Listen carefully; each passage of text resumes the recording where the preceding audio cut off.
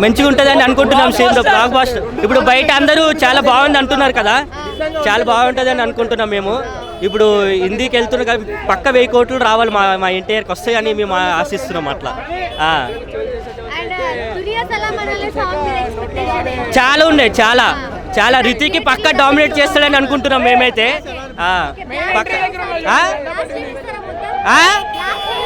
Blast పక్క చేస్తాం, పక్క పక్క. Okay, thank you. Okay, hello. Me expectation ఏంటి వార్ 2 మీద?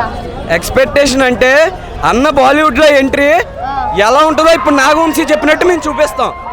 అదే ఎంట్రీ, మామూలుగా ఉండదు. ఇంకా అన్న పాన్ ఇండియాలో కాదు, పాన్ వరల్డ్ స్టార్ చేయబోతున్నాం ఈ సినిమాతో. ఎన్ని పోటీ ఉన్నా ఫ్యాన్స్ అంటే ఏంటో చూపిస్తాం. దేవరాకి చూశారు, మళ్ళీ ఇప్పుడు వారికి దానికి డబుల్ రిపీట్ అవబోతుంది. అలా కంపారిజన్ ఏం లేదండి, అన్నకి ఎవరితో కంపారిజన్ లేదు. ఎంతమంది వచ్చినా ఎన్ని వచ్చినా అన్న డాన్స్ ముందు ఎవరో సరిపోరు.